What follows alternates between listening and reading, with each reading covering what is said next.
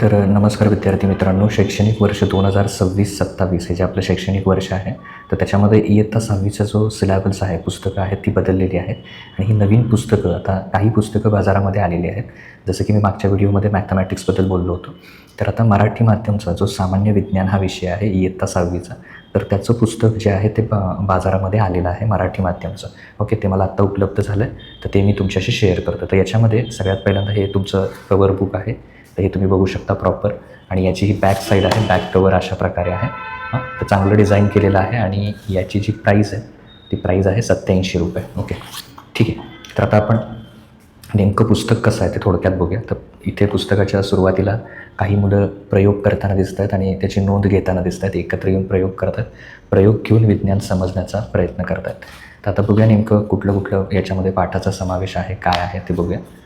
तर इथे थोडीशी सुरुवातीला नवीन अभ्यासक्रम बदलल्यानंतर शिक्षकांसाठी काही माहिती आहे, पुस्तक कसे आहे वगैरे. तर आता आपल्यासाठी विद्यार्थी म्हणून काय काय महत्त्वाचं आहे, तर नेमकं पाठ कोणते आहेत. लक्षणे सजीवांची हा पहिला पाठ आहे. त्यानंतर मापन, विलग करूया घटक, सजीवांतील विविधता, आपत्ती व्यवस्थापन, गुणधर्म पदार्थांचे, प्रकाशाचा आकाशाच्या पलीकडे, आहारातून आरोग्याकडे, चुंबकाच्या दुनियेत, बल आणि ताप, गती आणि गतीचे प्रकार, निसर्ग संपदा.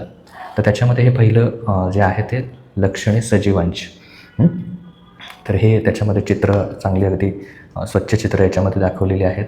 चर्चेच्या माध्यमातून विज्ञान समजावण्याचा प्रयत्न केलेला दिसून येतो.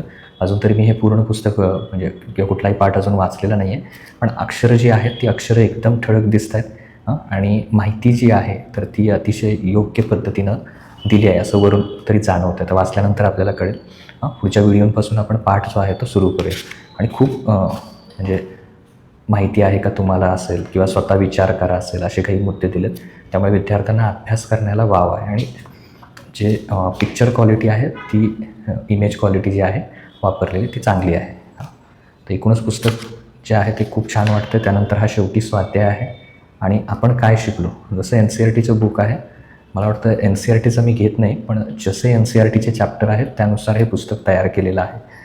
आणि स्वाध्यायामध्ये सुद्धा नुसते पाठांतरावर आधारित नाही, तर कारणं देण्यासाठी, म्हणजे तुम्ही उत्तरामध्ये तुम्ही जे शिकला आहे त्याच्यावरून कारणं देण्यासारखं उत्तर प्रश्न असावेत, अशा प्रकारच्या प्रश्नांचा समावेश जास्त केलेला आहे. उपक्रमही आहेत, जे शिक्षक तुम्हाला उपक्रम करायला देतील. तर अशा प्रकारचं आहे पुस्तक. खूप छान दिसते. तर सगळे चॅप्टर मी इथे दाखवत बसत नाही. तर पुढच्या व्हिडिओपासून आपण काय करूया, जो पहिला पाठ आहे आपला तो आपण सुरू करूया. Okay, thank you.